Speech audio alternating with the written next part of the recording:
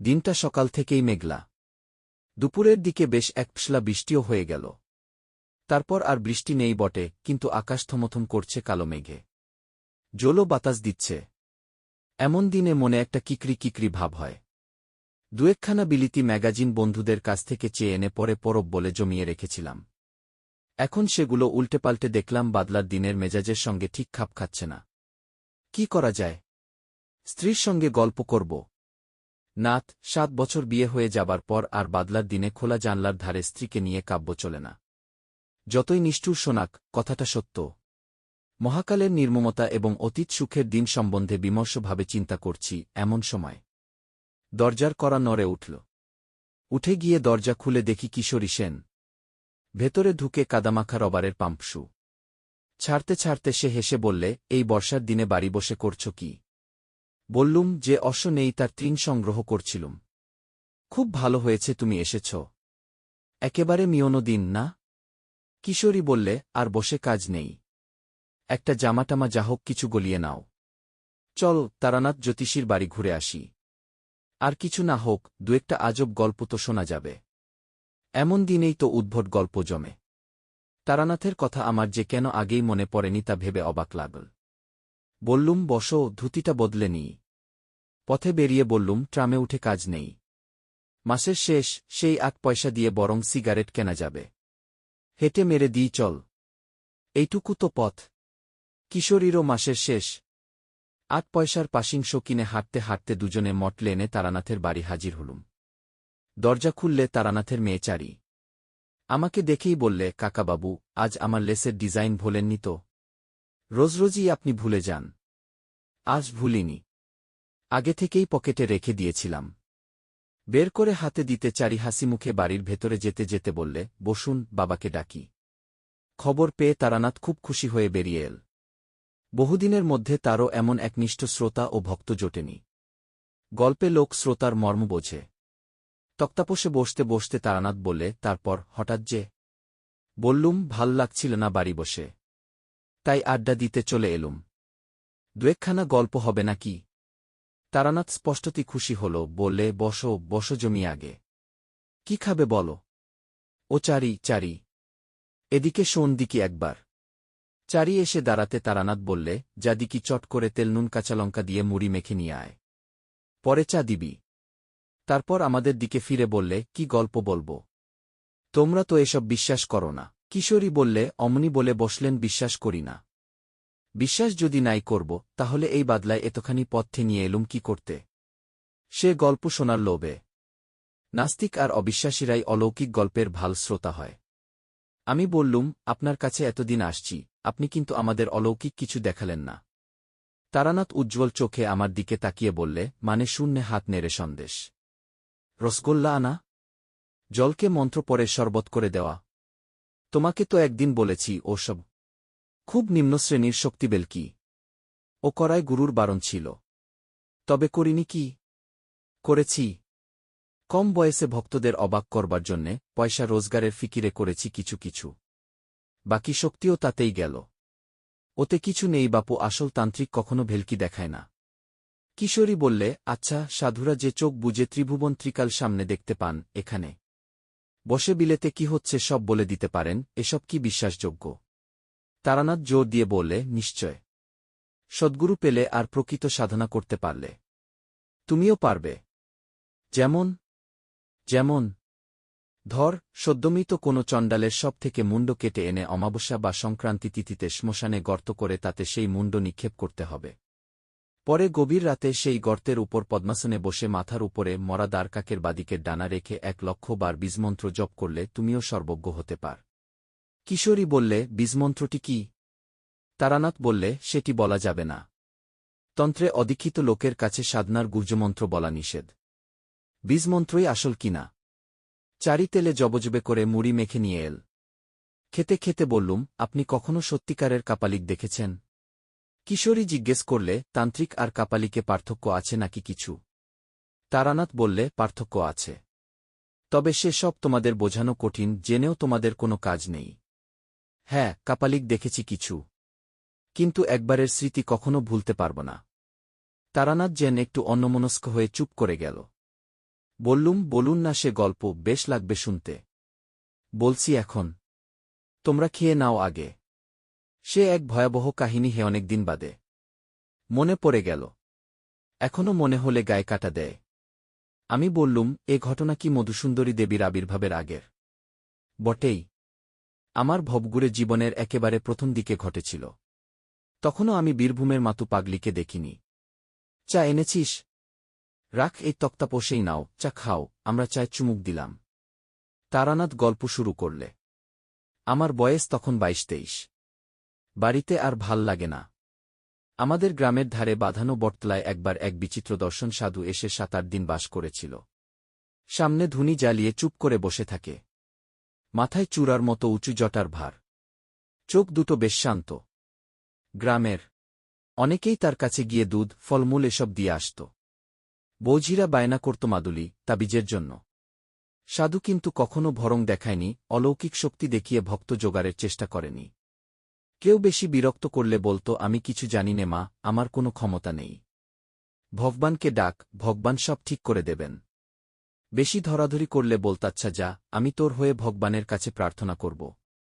এই সততার জন্য এবং কারো কাছ থেকে পয়সা না নেওয়ায় সাধুর ওপর আমার কেমন একটা আকর্ষণ জন্মাল। গেলাম একদিন সাধুর বটতলায়। একদিকে বসে আছি। নানারকম লোক এসে নানান বায়না করছে সাধুর কাছে। সাধু সবাইকেই হেসে বিদায় করছে। এসব মিথ্যে মিথ্যে বিকেল গড়িয়ে অন্ধকার নেমে এল। এবার আমি আর সাধুই কেবল রয়েছি বটতলায়। পাশ থেকে একখানা চালাকাত তুলে খুনিতে গুজে দিয়ে আমার দিকে তাকিয়ে সাধু বলল, আয়, এগিয়ে এসে বস।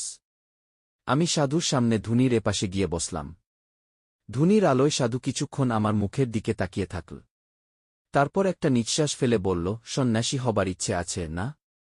আমি কিছু না বলে চুপ করে রইলাম। তোর সেসব হবে না। তবে তোর কপালে অনেক সাধুসঙ্গ আছে দেখছি। কিছু শক্তিও পাবি। কিন্তু সংসারে থাকতেই হবে তোকে। আমি বললাম, আপনি তো কাউকে কিছু বলেন না। আমাকে এত কথা বলছেন কেন? সাধু একটু চুপ করে বসে থেকে বলল, তোর কপালে তন্ত্রসাধনার চিহ্ন আছে কিন্তু অস্পষ্ট। তার অর্থ কিছু দূরে গিয়ে তারপর ফিরে আসতে হবে। এ চিহ্ন না দেখতে পেলে তোকে এসব কথা বলতাম না। তোর অধিকার আছে জানার। আমি উৎসুক হয়ে উঠলাম। বললাম, আর কি দেখতে পাচ্ছেন সাধুজি? আর যা দেখতে পাচ্ছি তা খুব ভালো নয়। কি রকম? বছরখানেকের ভেতর তোর খুব বড় বিপদ আসছে। ভালোই হয়েছে আমার সঙ্গে দেখা হয়েছে তোর, নইলে প্রাণসংশয় হতে পারত। বললাম, কি রকম বিপদ কিছু বলবেন না? তাহলে তার থেকে বাঁচব কি করে? সাধু বলল, তা আমিও ঠিক বলতে পারছি না। জানলে নিশ্চয় বলতাম।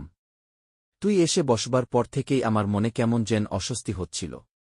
এখন তোর দিকে তাকিয়ে দেখতে পাচ্ছি তোর পেছনে একটা অন্ধকারের স্তূপ যেন চাপ বেঁধে আছে। আমি চমকে পেছন দিকে তাকাতেই সাধু হেসে বলল, তুই দেখতে পাবি না, আমি দেখতে পাচ্ছি। আমি বললাম, 1 বছরের মধ্যেই যে বিপদ ঘটবে তা কি করে বলছেন? আগে বা পরেও তো হতে পারে। ওটা আমার অভিজ্ঞতা থেকে বলছি। বোধ হয় ভুল করিনি। চুপ করে বসে রইলাম। বলা বাহুল্য সাবুর কথা শুনে একটু গা শিরশির করছিল। কেউ যদি জানতে পারে তার পেছনে একটা অদৃশ্য চাপবাঁধা অন্ধকার ঘুরছে তাহলে তার ভাল লাগার কথা নয়। তার ওপর নির্জন জায়গা, গ্রামের বাইরের দিকে বটগাছটা। ধুনিতে পটপট করে কাঠের গাঁট পড়বার শব্দ হচ্ছে। সাধু আর আমি ছাড়া কোনো দিকে আর কেউ নেই। সাধু বলল, তোকে আমি একটা জিনিস শিখিয়ে দিয়ে যাচ্ছি। ভালো করে শিখে রাম। যদি কোনোদিন কখনো বিপদ আসছে বলে মনে হয়, কি কোনো অস্বস্তি বোধ করিস, তাহলে এই প্রক্রিয়াটা করবি। যতই বিপদ আসুক, প্রাণটা বেঁচে যাবে। বললাম, কি প্রক্রিয়া সাধুজি? সাধু বলল, নে, ভালো করে দেখ। আর এই মন্ত্রটা মুখস্থ করে নে। একে বলে গাত্রবন্ধন। শিখতে বেশিক্ষণ লাগল না। বললাম, কিন্তু বিপদ যে আসছে তা বুঝতে পারব কি করে? সাধু একটু হাসল, তারপর বলল, তুই ঠিক বুঝতে পারবি। তোর কপালে তন্ত্রসাধনার চিহ্ন আছে, বললাম না? সময় হলে আমার মতো মনের মধ্যে বিপদের ঘণ্টা বেজে উঠবে। আমি যেমন আজ তোর বিপদ বুঝতে পারলাম। বললাম, কিন্তু আমি তো পারিনি। আজ থেকে তোকে কিছুটা শক্তি দিলাম। যা, ভালোমন্দ যাই আসুক, তুই আগে থেকে আন্দাজ করতে পারবি। আমি হাত জোর করে বললাম, আমাকে আপনার শিষ্য করে নিন। আমি দীক্ষা নেব আপনার কাছে। সাধু ভ্রু কুঁচকে বলল, ওসব হবেটবে না। আমি কাউকে শিষ্য করি না। আবদার করিস নায়া, কেটে পড়ো। আবার কবে আপনার দেখা পাব? এমনিতে দেখা পাবি না। তবে যদি সত্যি কখনো তোর প্রাণসংশে ঘটে, তাহলে তোকে সাবধান করে দেব। তারপরেই একটা আধপোড়া কাঠ তুলে নিয়ে ধুনি খুঁচিয়ে দিতে দিতে বলল, যা, ভাগপালা। বাড়ি ফিরে এলাম। পরদিনই সেই সাধু আস্তানা ভেঙে কোথায় চলে গেল কে জানে। পরদিন বিকেলে বটতলায় গিয়ে দেখি শুধু নিভে যাওয়া ধুনির ছাই আর কতগুলো আধপোড়া কাঠ পড়ে আছে। মাসখানেক কাটল। কিছুই যেন আর ভাল লাগে না। কেবলই বাড়ির বের হয়ে পড়তে ইচ্ছে করে। পথ যেন দারুণ আকর্ষণে টানছে। কেবল যে ধর্মের স্পৃহাতা নয়, একটা ভবঘুরেমি পেয়ে বসল। আরও কিছুদিন এভাবে কাটাবার পর একদিন সত্যিই কয়েকটা জামাকাপড় আর 10টা টাকা নিয়ে বেরিয়ে পড়লাম। বাড়ির লোক খোঁজাখুঁজি করবে এবং সন্ধান পেলেই ধরে নিয়ে যাবে বাড়িতে। এজন্য সারাদিনই প্রায় হাঁটতাম, যতটা দূরে গিয়ে পড়া যায়। রাত্রিরে আশ্রয় নিতাম কোনো গৃহস্থের বাড়িতে। তখনকার লোকজন ছিল ভালো। অভাব ছিল না, গোলাভর্তি ধান, পুকুর ভর্তি মাছ, নিজের গরুর দুধ। অতিথিকে যত্ন করতে সে যুগের লোক ত্রুটি করত না। অব্রাহ্মণ গৃহস্বামী হলে গোয়ালঘরের একপাশ পরিষ্কার করে রান্নার আয়োজন করে দিত। সেখানে বসে রাখতাম। তারা আবার অপেক্ষা করত ব্রাহ্মণের প্রসাদ পাবার। কিশোরী প্রশ্ন করল, জিনিসপত্রের দাম তখন কি রকম ছিল? তারানাথ বলল, গায়ের দিকে বেশিরভাগ জিনিসই কিনে খেতে হতো না। সবই তো গ্রামেই উৎপন্ন হতো। তবে হ্যাঁ, মনে আছে একবার আমি আর আমার বন্ধু হরমোহন মাংস খাবার শখ হওয়ায় পাশের গ্রাম থেকে 10 আনা দিয়ে একটা পাঠা কিনে এনে দুজনে রান্না করে খেয়েছিলাম। তাও হরমোহন বারবার বলছিল আমরা ঠকেছি, আর একটু দরাদরি করলে 8 আনার ভেতরেই হয়ে যেত। আমি অবাক হয়ে বললাম, 10 আনা একটা আস্ত পাঠা? ঘাটেই। সেসব সস্তা গন্ডার বাজার তোমরা কল্পনাও করতে পারবে না। দুজনে মিলে গোটা পাঠাটা খেয়ে ফেললেন। তা পারব না কেন? গায়ের ছেলে, আমাদের খিদেও ছিল আর অম্বলের ব্যামতেও ভুগতাম না। আমার খাওয়ার কথা আর কি শুনছ? আমার বাবার খাইয়ে হিসেবে 10টা গায়ের মধ্যে নাম ডাকছিল। সে গল্প বলব এখন পরে একদিন। কিশোরী বলল, হ্যাঁ, যে গল্প হচ্ছিল সেটা হোক। তারানাথ বলতে শুরু করল। এভাবে কিছুদিন ঘুরে বেরিয়ে বিরক্তি ধরে গেল। রোজ রোজ অকারণে পথ হাঁটা, লোকের বাড়িতে আশ্রয় নেওয়া, তাদের দাক্ষিণ্যে ভালো ভালো খাওয়া, শুধু খাওয়ার জন্যই কি বাড়ি থেকে বেরিয়েছি? বাড়িতে কি আমার ভাতের অভাব ছিল? কিন্তু যা চাই তা পাই কই। যাই হোক, পথ হেঁটে ক্লান্ত অবস্থায় একদিন সন্ধেবেলা এক গ্রামে এসে পৌঁছলাম। গ্রামটায় ঘনবসতি নেই, একটু ছাড়া ছাড়া বাড়িঘর। আমজাম বাঁশবাগানে ভরা। একটা বড় আমবাগানের পাশে কাদের বেশ সুন্দর বাড়ি দেখে সেখানেই আশ্রয় নেব ভাবলাম। সুন্দর বলতে পাকা বাড়ি নয়, পোড়ো চালের বড় বড় 8খানা ঘর, মাঝখানে উঠোনকে ঘিরে। বিরাট উঠোনে ধানের গোলা, একপাশে গোয়ালে কখানা গরু সাজালের ধোয়ার মধ্যে বসে বসে জাবর কাটছে। আমি উঠোনে পা দেবার সঙ্গে সঙ্গে বাড়ির মধ্যে শাকে ফু পড়ল। সব মিলিয়ে সম্পন্ন গৃহস্থের লক্ষণ ফুটে বেরুচ্ছে। উঠোনে দাঁড়িয়ে এদিক ওদিক তাকাচ্ছি, একজন কালোমতো মধ্যবয়স্ক লোক এগিয়ে এসে বলল, কি চাই? বললাম, আমি বিদেশি লোক, রাত্রিটা একটু থাকবার সুবিধে হবে কি? আপনারা ব্রাহ্মণ? লোকটা আসুন আসুন করে ব্যস্ত হয়ে আমায় নিয়ে দাওয়ায় বসাল, পা ধোয়ার জল দিল। তার নাম মাধব ঘোষ, সেই বাড়ির মালিক। চাষবাস আছে প্রায় 50 বিঘের। মাধব লোক বেশ ভালো, আমাকে রান্নার ব্যবস্থা করে দিয়ে সে ঠায় বসে রইল সামনে। বসে গল্প করে, আর একটু বাদে বাদে হুকোটিকে এগিয়ে দিয়ে বলে, সাজুন, ব্রাহ্মণের প্রসাদ পাব। কথায় কথায় আমি বললাম, আমাদের বাংলাদেশের আতিথেয়তা বড় সুন্দর, না? এই যে তুমি আমাকে এত যত্ন করছ, এতে তোমার লাভ কি? জিভ কেটে মাধব বলল, আজ্ঞে, ও কথা বলবেন না। ব্রাহ্মণ দেবতার হাড়িতে 2টি চাল দিতে পারছি, সে তো আমার সৌভাগ্য। তবে কথা কি জানেন, সব অতিথি তো আবার সমান হয় না। এই তো দিন 7 আগে আমাদের বাড়িতে সে এক কাণ্ড। ধোয়া সুগন্ধি আতপোচাল হাড়িতে ছেড়ে দিয়ে তার দিকে ফিরে বললাম, কেন, কি হয়েছিল? চুরিটুরি না কি? তাহলে তো বরং ছিল ভালো। শুনুন না কাণ্ড। এই ঠিক গেল সোমবার বিকেলের দিকে এক লাল কাপড় পরা সন্ন্যাসী এসে বলে, তোমার এখানে থাকব। আমার সাদা মনে কাদা নেই, বললুম থাকুন। গোয়ালঘরে রান্নার ব্যবস্থা করে দিলুম। দিব্যি চেহারা, তার ফর্সা রং, এই মোটা পৈতের গোছা, দেখে কিছু বোঝবার উপায় নেই। নিঃশেষিত কলকেটি উপুর করে তামাকের গুল কেড়ে কলকেটি একপাশে রেখে মাধব বলল, সে রামিরে কিছু হল না। পরের দিন সকালে সমজেসি যাওয়ার সময় আমাকে বললে, কাল যে মেয়েটি রান্নার জিনিসপত্র এগিয়ে দিচ্ছিল, সে তোমার কে হয়? আমি বললাম আমার মেয়ে। কেন বলুন তো? তারপর কি বলব আপনাকে? সন্ন্যাসী যা বলল তা শুনে তো নিমেষে আমার মাথায় রক্ত উঠে গিয়েছে। বলে কি, তোমার ওই মেয়েটি আমাকে দাও, আমি ভৈরবী করব। ওর শরীরে ভৈরবীর চিহ্ন রয়েছে। আমি অবাক হয়ে বললাম, তারপর? মাধব ঘোষ বলল, তারপর আর কি? আমার চেঁচামেচিতে পাড়ার লোক জড় হয়ে গেল। বললুম, যাও ঠাকুর, ব্রাহ্মণ বলে শুধু পার পেয়ে গেলে। নইলে মাধব ঘোষের মেয়ের দিকে নজর দিয়ে এ গ্রাম থেকে আর বেরুতে হতো না। সন্ন্যাসী আমার দিকে কটমট করে তাকিয়ে যাবার সময় বলে গেল, কাজটা ভাল করলি না, তোর মেয়ে উদ্ধার হয়ে যেত। প্রতিফল হাতে হাতে পাবি। আমি অবাক হয়ে শুনছিলাম, বললাম, বল কি হে? এ তো সাংঘাতিক ব্যাপার। লোকটা আর আসেনি তো? মাধব ঘোষ হেসে বলল, আর তার আসতে সাহস হবে না। সন্ন্যাসী হলেও প্রাণের মায়া তো আছে। মাধব ঘোষের যত্নের সত্যি তুলনা নেই।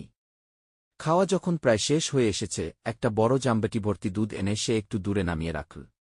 আমি লজ্জা পেয়ে বললাম, আবার দুধ কেন? আজ্ঞে, খান ওটুকু।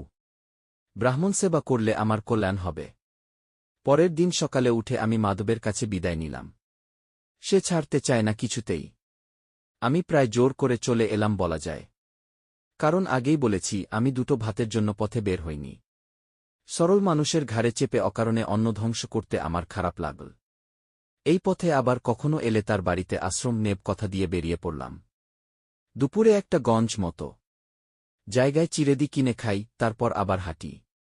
সারাদিনে প্রায় মাইল 15 জল হেঁটে সন্ধে নাগাদ একটা এমন জায়গায় এসে পৌঁছলাম যার ত্রিসীমানায় কোনো গ্রাম বা জনবসতি নেই। রুক্ষ পাতপহীন প্রান্তরের মধ্যে দিয়ে একটা ছোট্ট কি নদী তীরতীর করে বয়ে চলেছে। কি করব ঠিক করতে না পেরে নদীর ধার ধরে হেঁটে এগুতে লাগলাম।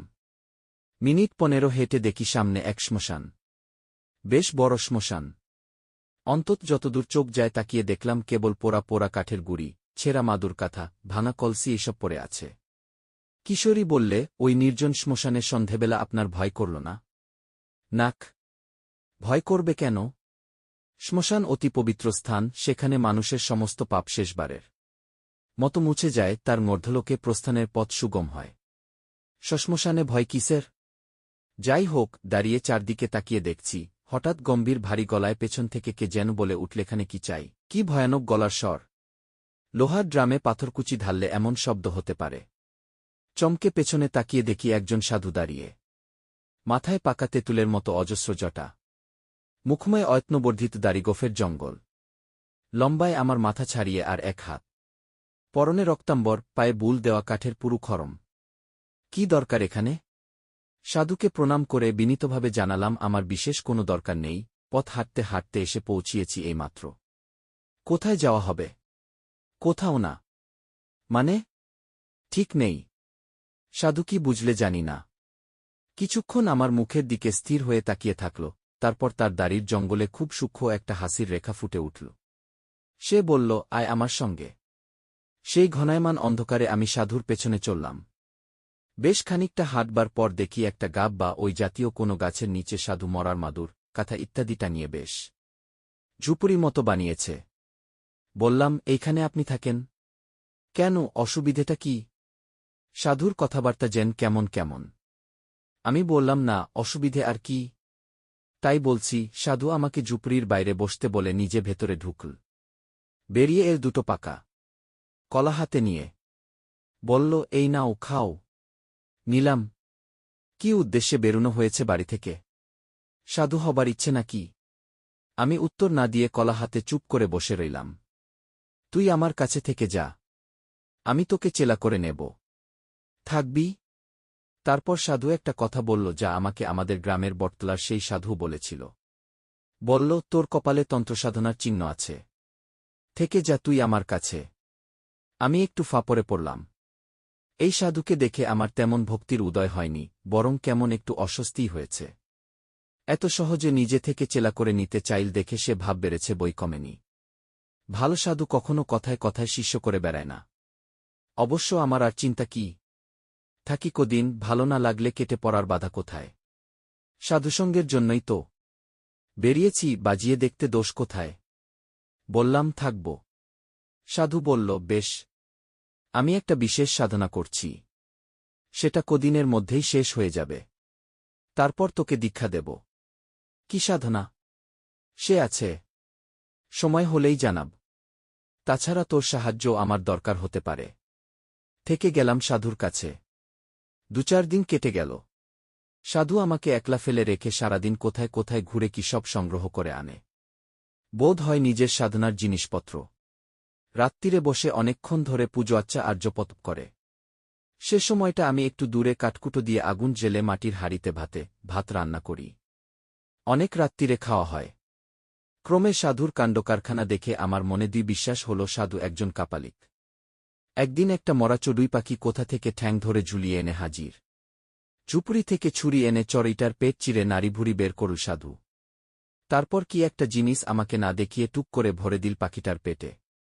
আবার ঝুপড়িতে ঢুকে দুখানা একই মাপের মাটির সরা এনে একটায় মরা পাখিটা রেখে অন্যটা দিয়ে চাপা দিয়ে দিল। তারপর একটু আটা মেখে সেই আটা দিয়ে দুটো সরাই মুখে মুখে জুড়ে দিল। আমি অবাক হয়ে বললাম, এ দিয়ে কি হবে? সাধু সংক্ষেপে বলল, কাজ আছে।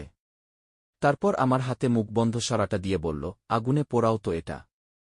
1 ঘণ্টা ধরে পোড়াবে। এইভাবে 3 দিন 1 ঘণ্টা করে পোড়াবে। নাও। রান্না হয়ে গিয়েছিল, কিন্তু আগুন তখনও জ্বলছে। আমি কথা না বলে সরাটা সাধুর কাছ থেকে নিয়ে আগুনে রেখে দিলাম। সাধু বললে, দ্রব্যগুণ বুঝলে? দ্রব্যগুণ এক বিরাট জিনিস। তুমি মানো? বললাম, নিজে প্রত্যক্ষ দেখিনি কখনো। গাছপালা থেকে ওষুধ তৈরি হয় দেখেছি, খেলে অসুখ সেরে যায় তাও দেখেছি। কিন্তু যেসব কথা শুনতে পাওয়া যায় যেমন বশীকরণ, স্তন্তন সেসব দেখিনি।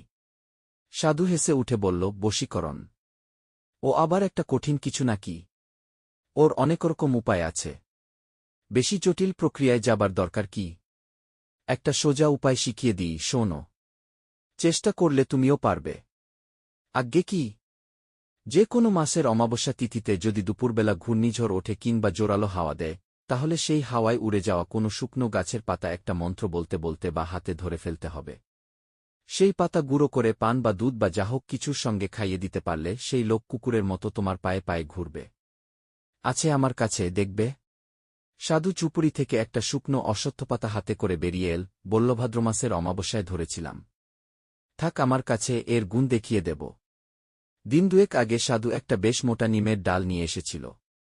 একদিন সকালে দেখি বসে বসে ছুরি আর দা দিয়ে কেটে তার থেকে একটা পুতুল বানাচ্ছে। নাক, মুখ, চোখ সব সুন্দর একটা মানুষের মূর্তি। এদিনও অবাক হয়ে জিজ্ঞাসা করলাম, এ দিয়ে কি হবে? এদিনও সাধু রহস্যময় হেসে বলল, কাজ আছে। তখনও আমি সাধুর আসল উদ্দেশ্য কিছুই বুঝতে পারিনি। বুঝতে পারলে আর এক মুহূর্ত সেখানে থাকতাম না। আরও 3-4 দিন কাটল। একদিন বিকেলে আমি রান্নার জন্য কাঠকুটো এক জায়গায় জড়ো করছি, সাধু এসে কাছে বসল। বলল, তুমি প্রকৃতির সংহার শক্তিতে বিশ্বাস কর? বললাম, আজ্ঞে, ঠিক বুঝতে পারলাম না। প্রকৃতির অনেক রকম শক্তি আছে। যেমন প্রকৃতি আমাদের শস্য দান করে, বাতাস দান করে, বৃষ্টি দান করে, এগুলিতে আমাদের প্রাণ বাঁচে। এগুলি শুভ শক্তি। আবার মহামারী, দুর্ভিক্ষ, কন্যা, যুদ্ধেগুলি হল সংহারক শক্তি। এছাড়াও নানা ধরনের অদৃশ্য, অদ্ভুত মারক শক্তি আছে, সাধনার দ্বারা তাদের জাগ্রত করা যায়। যেমন বেতাল জাগানো। বেতাল হচ্ছে এক ধরনের ক্রূর নিষ্ঠুর অপশক্তি, তার মারক ক্ষমতাও অমোঘ। একবার জাগ্রত হলে কাজ শেষ না করা অবধি তার নিদ্রা নেই। আমার গা শিরশির করছিল, বললাম, আর যদি কাজ শেষ না করতে পারে? যদি বাধা পায়? সন্ন্যাসীর চোখ জ্বলে উঠল, বলল, বেতালকে বাধা দেওয়া খুব কঠিন, প্রায় অসম্ভব। কিন্তু বাধা পেলে সে ফিরে এসে যে তাকে জাগিয়েছে তাকেই হত্যা করে। এসব আগুন নিয়ে খেলা। সাধু একটু চুপ করে থেকে বলল, আজ রাত্রিরে তোমাকে বেতাল জাগানোর পদ্ধতি দেখাব। তুমি ভয় পাবে না তো? প্রথমে ভাবলাম বলি, হ্যাঁ। তারপর জিনিসপত্র পোটলা করে পালাই। কিন্তু কেমন একটা আকর্ষণ হল, বললাম, না। আপনি কি এরই সাধনা করছিলেন? সন্ন্যাসী হেসে বললে, তাই।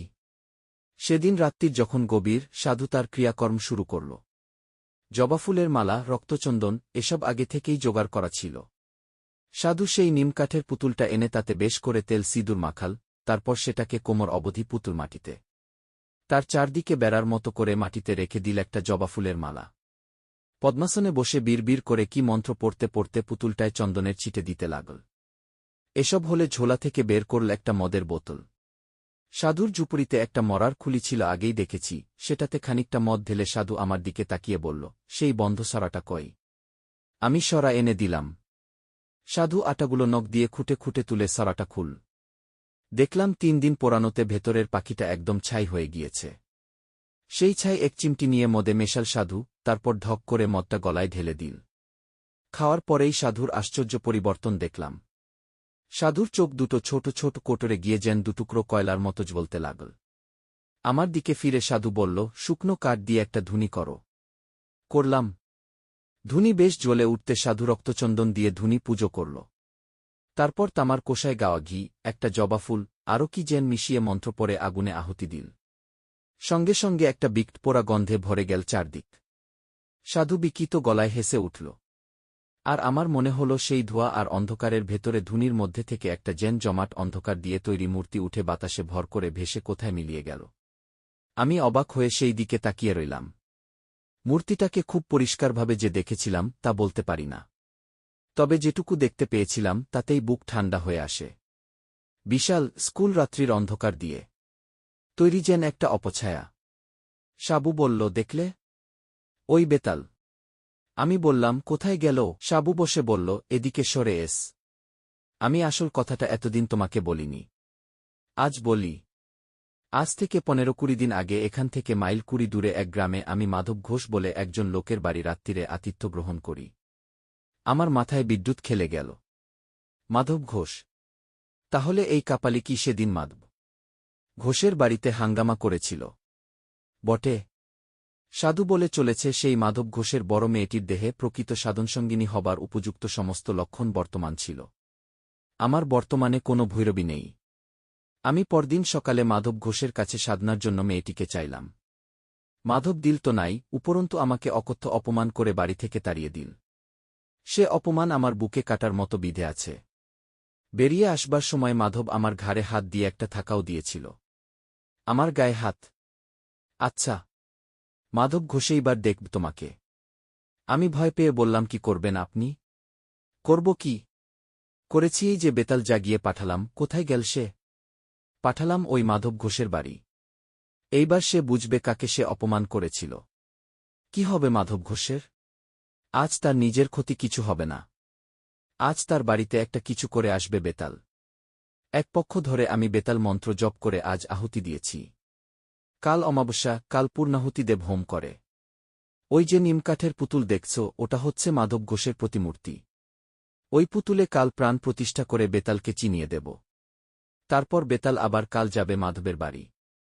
তারপর তারপর পরশু মাধব ঘোষের মৃতদেহ পড়ে থাকবে উঠোনে কি আমবাগানের মধ্যে। ভয়ঙ্কর বিভৎস অপমৃত্যু। কেউ কিচ্ছুটি টের পাবে না কোথা দিয়ে কি হল। সাধুর মুখখানা এখন আমার কাছে নেকড়ে বাঘের মতো লাগছিল। আমি আর সহ্য না করতে পেরে বললাম, কিন্তু এ আপনি অন্যায় করছেন। এ ঠিক নয়। সাধুর চোখ আবার ধক করে জ্বলে উঠল। পৈশাচিক ক্রোধে মুখ বিকৃত করে সে আমার দিকে তাকিয়ে বলল, কি বলতে চাস তুই? আমি অন্যায় করছি? আমার যেন কেমন সাহস এসে গেল।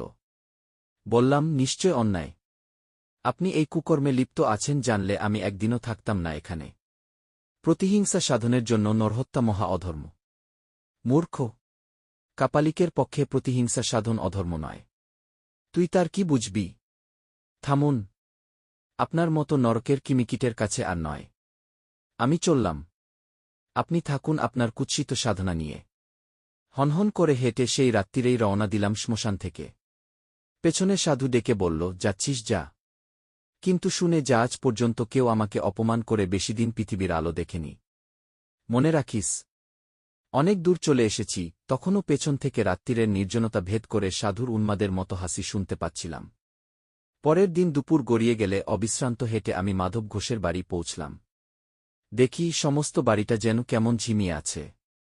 ভেতরে কেউ যেন জেগে নেই। আমার বুকটা ছাদ করে উঠল। না জানি বেতাল কাল রাত্রিরে কি করে গিয়েছে। 1-0